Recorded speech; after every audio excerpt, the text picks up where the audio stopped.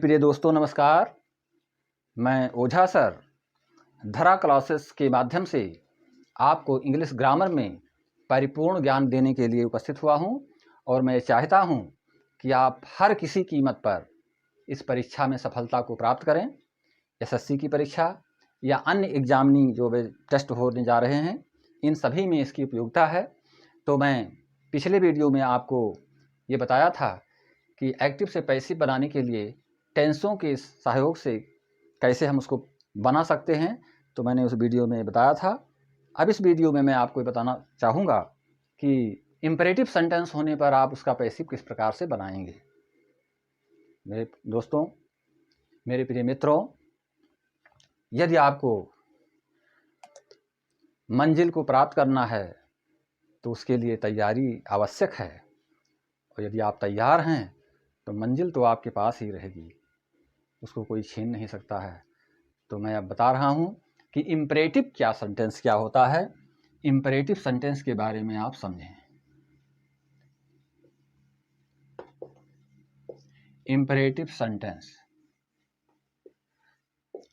Imperative sentence को हिंदी में कहते हैं आज्ञा सूचक वाक्य। इसको हम आज्ञा सूचक वाक्य कहते हैं। अब आप ध्यान दें कि ये आज्ञा क्या है। आज्ञा जो है इस इम्परेटिव के ही तहत है। आज्ञा माने इजाज़त या कहना, किसी को कोई चीज़ कहना। अब कहना जो है कई तरीके का होता है। किसी को आदेश के रूप में कहा जाता है, किसी को निवेदन के रूप में कहा जाता है, किसी को सलाह या सुझाव के रूप में कहा जाता है। तो इसे हम मुख्यतया जो है 3 रूपों में समझते हैं। तो उसे हम इंग्लिश में रिक्वेस्ट, एडवाइस और ऑर्डर, इन 3 तरीके से हम जानते हैं। तो इसमें कुछ सेंटेंस मैं अलग अलग दे रहा हूँ आपको समझने के लिए। जैसे कहा जाए, please help me, please help me. तो यहाँ पर प्लीज लगा दिया गया है और हेल्प की बात की गई है, मदद की बात की गई है। मेरे दोस्तों, यदि इस जगह पर प्लीज ना लगा होता तब भी कोई व्यक्ति यदि आपसे मदद मांगता है तो इसका मतलब रिक्वेस्ट ही करता है। Understanding this? यदि कोई व्यक्ति आपसे मदद मांगता है, आपसे भिक्षा मांगता है, आपसे पैसा मांगता है, आपसे शारीरिक पीड़ा के निदान के लिए कहता है, तो ऐसी स्थिति में हम उसको रिक्वेस्ट के ही रूप में समझते हैं। परंतु इस सेंटेंस में प्लीज लगा हुआ है, तो इसका जब हम पैसिव बनाएंगे तो यही होगा, you are requested to help me. ध्यान दें, you are requested to help me. आपसे निवेदन हो रहा है कि आप मेरी मदद करें।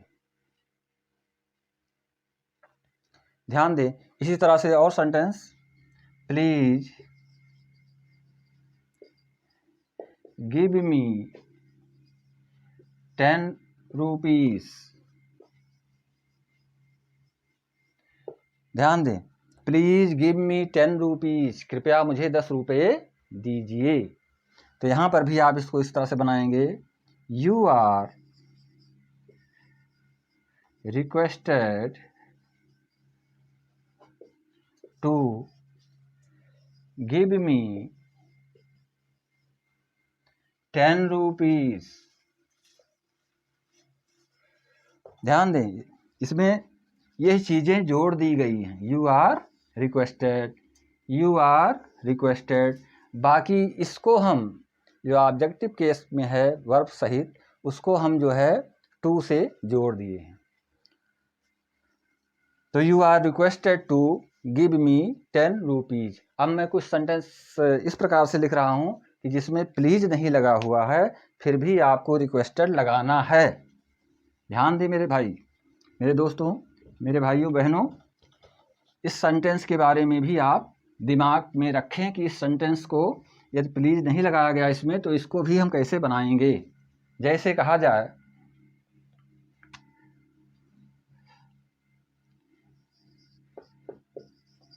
Give me some food to eat. Give me some food to eat. तो यहाँ भी निवेदन किया ही जा रहा है, तो इसमें भी आप यू आर रिक्वेस्टेड का प्रयोग करेंगे। You are requested to give me some food. ध्यान दें, इसमें देख रहे हैं कि प्लीज़ नहीं लगा हुआ है, फिर भी हम इसमें रिक्वेस्टेड का प्रयोग कर रहे हैं क्योंकि ये चीज़ मांगी जा रही है। किसी ने कह दिया गिव मी योर बुक, तो गिव मी योर बुक कहने का तात्पर्य है कि इसमें ना ऑर्डर हो सकता है, भाई आदेश भी नहीं हो रहा है, ना कोई सुझाव या सलाह की बात है इसमें भी निवेदन ही है, गिव मी योर बुक। तो you are requested to give me your book आप लगाएंगे यहाँ पर। प्लीज़ नहीं लगा हुआ है, फिर भी आप जो है प्लीज़ के रूप में रिक्वेस्टेड का प्रयोग करेंगे। तो इस तरह से हम ये इम्परेटिव सेंटेंस के तहत रिक्वेस्टेड का प्रयोग करते हैं। अब हम कुछ सेंटेंस और दे रहे हैं आपको, जैसे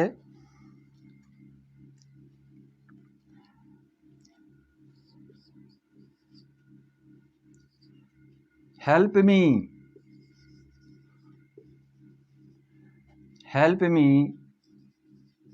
माई डियर, लिखा हुआ है हेल्प मी माई डियर, तो इसमें भी आप क्या करेंगे, यू आर रिक्वेस्टेड टू से जोड़ देंगे, to help me my dear.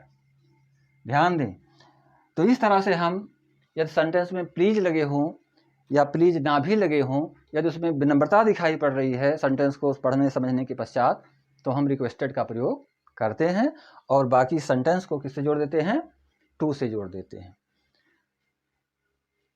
समझ में आ रही बात। आगे मैं आपको दूसरा बताने जा रहा हूं, जिसमें कि सीधे एडवाइस की जा रही है, सलाह दी जा रही है, परामर्श दिया जा रहा है। तो इस प्रकार का सेंटेंस जैसे ऑलवेज हेल्प द पुअर। ध्यान दें, ऑलवेज हेल्प द पुअर, इसका मतलब हुआ हमेशा गरीबों की मदद कीजिए, हमेशा गरीबों की मदद कीजिए। इसमें हम सुझाव की बात देख रहे हैं, परामर्श की बात देख रहे हैं, एक विचार इस तरह से मिल रहा है। तो इसके लिए हम करेंगे यू आर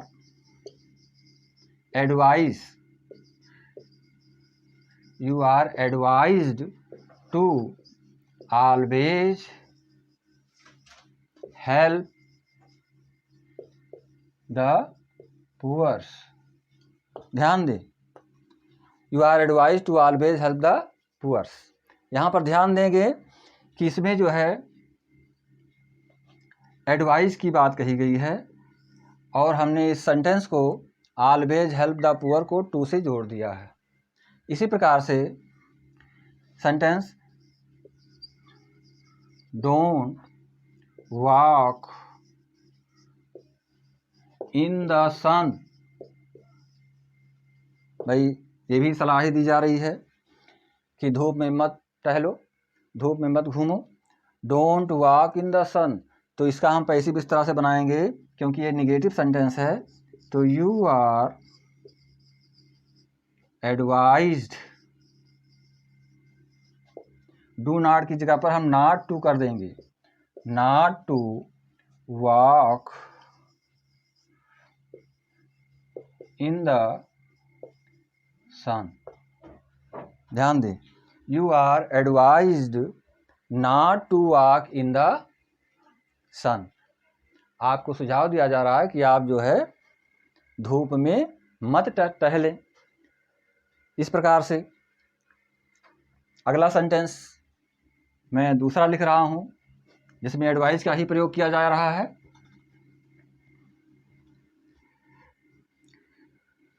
जैसे टेक द मेडिसिन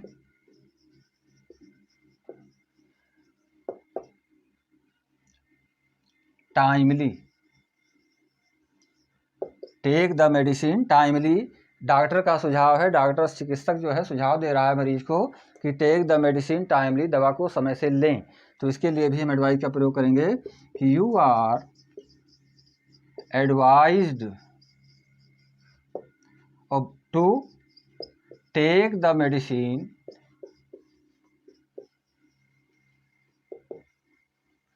टाइमली।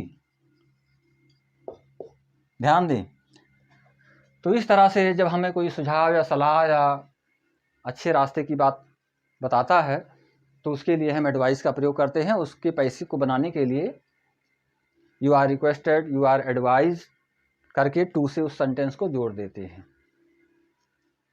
अब हम अगला सेंटेंस जो आपको बताने जा रहे हैं वो आज्ञा के तहत ही आदेश से युक्त है, जिसमें कि आदेश दिया जाता है। तो आदेश देने वाले सेंटेंस को हम आर्डर से लिखते हैं। जैसे गो आउट, लिखा हुआ सेंटेंस गो आउट यानी बाहर जाओ। तो बाहर जाओ तो इसमें जो है आर्डर ही है बाहर जाओ, तो इसमें हो जाएगा यू आर ऑर्डर्ड, और इसको हम टू से जोड़ देंगे तो टू गो आउट। समझ रहे ना, you are ordered to go out. आपको आदेशित किया जा रहा है कि आप बाहर जाएं। अगला सेंटेंस जो है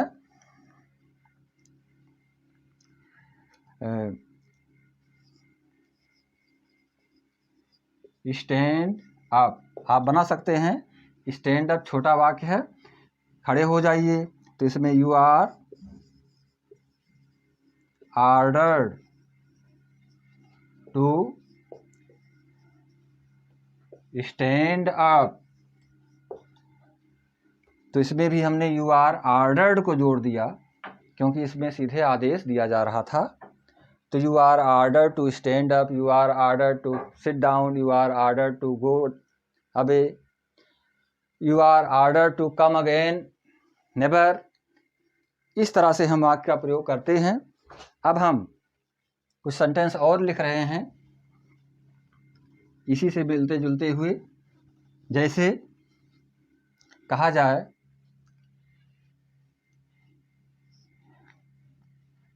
नेवर कम लेट अगेन, मतलब कभी भी पुनः देर से मत आना। तो यहाँ पर जो है हम क्या करेंगे, इसमें भी ऑर्डर का प्रयोग करेंगे। तो you are ordered to never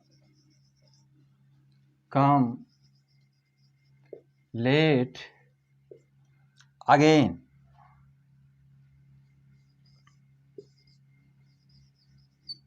you are ordered to never come late again.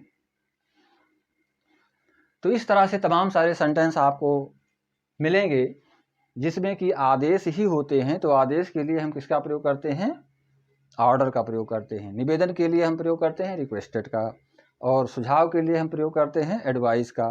ये सेंटेंस जो है बहुत ही महत्वपूर्ण हैं, जिसको हम एक्टिव से पैसिव में बदलने के लिए प्रयोग करते हैं।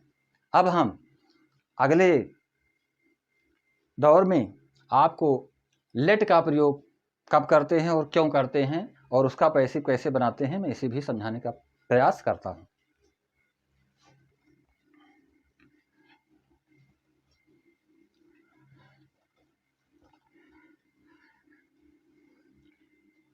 मेरे प्रिय दोस्तों, वीडियो को पूरी तरह से देखेंगे और यदि कोई बात आपके समझ में नहीं आती है तो उसको कमेंट के रूप में हमें भेजें। कमेंट के रूप में हमारे पास यदि आपकी बात आती है तो मैं उसका पूरा समाधान करूंगा। अब मैं आपको लेट के बारे में बताने जा रहा हूं। Late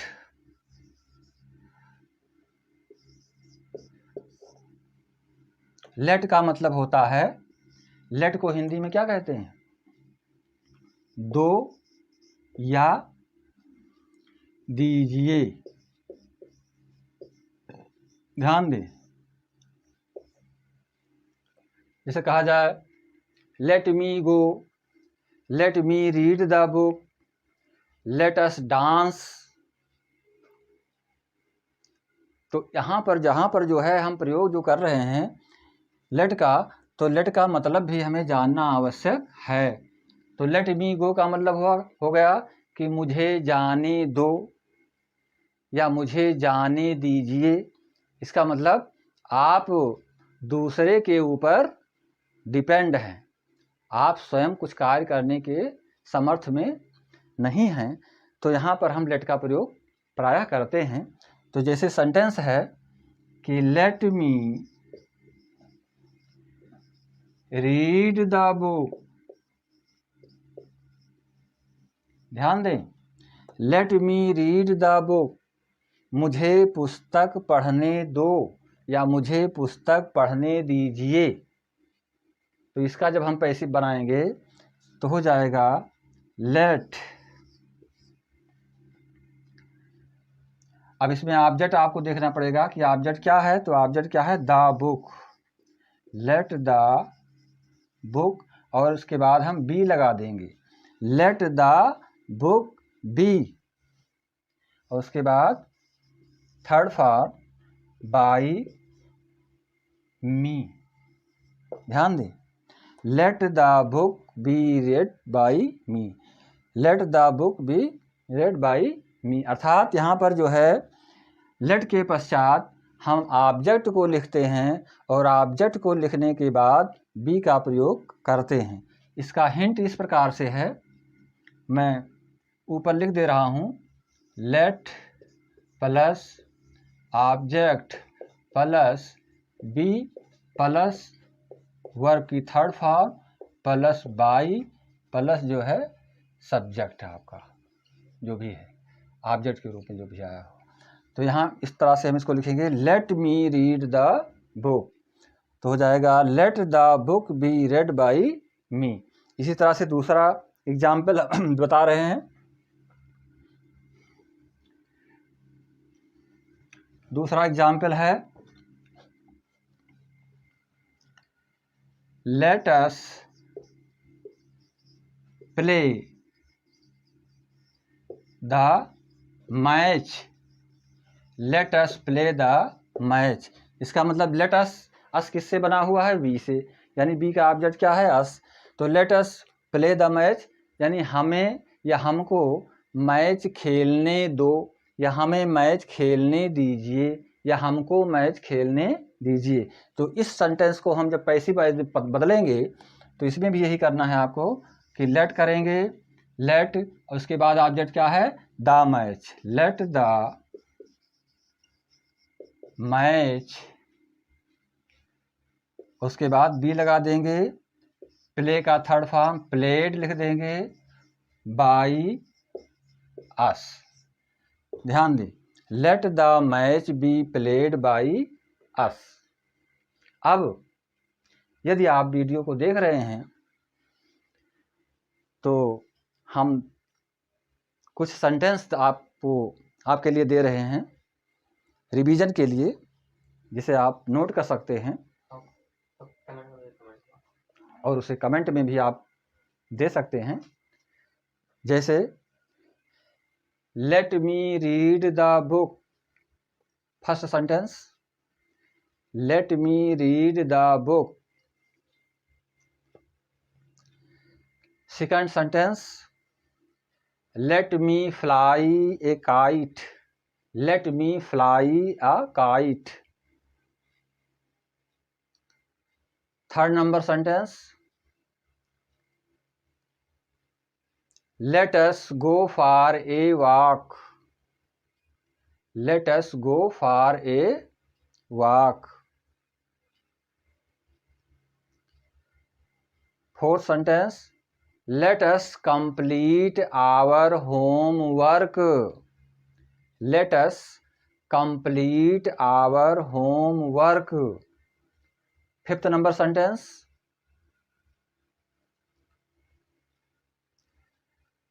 let her write a letter, let her write a letter। ध्यान दें कि लेट के साथ में, लेट के साथ में जिस प्रोनाउन व नाउन का प्रयोग आप करेंगे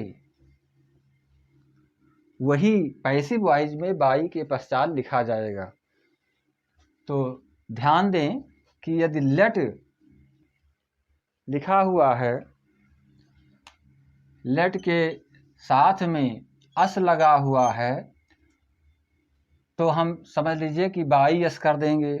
यदि लेट के साथ में मी लगा हुआ है तो बाई मी कर देंगे। यदि लेट के साथ में हर लगा हुआ है तो बाई हर कर देंगे।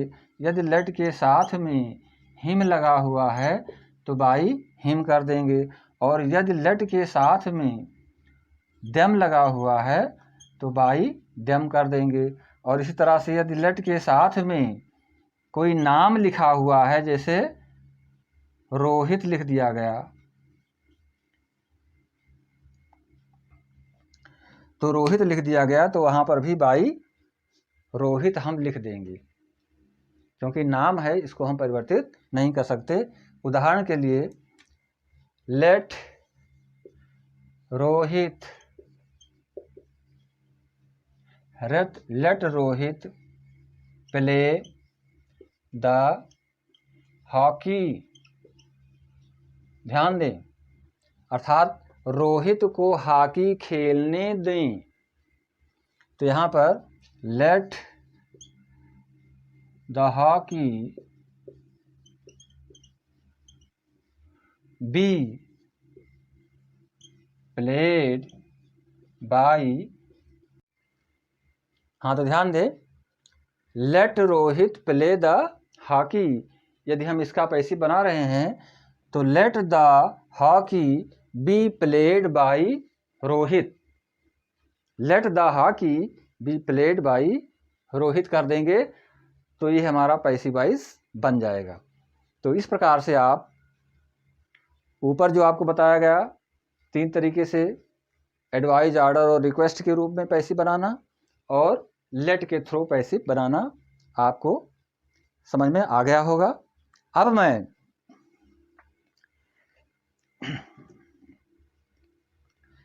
सेंटेंस के रूप में एक ऐसे सेंटेंस की बात कर रहे हैं जिसमें जो है प्रायः कहा जाता है कि पीपुल से, पीपुल के बारे में होता है, लोगों के बारे में होता है, काफ़ी तरीके। मैं आपसे नमस्कार लेता हूँ।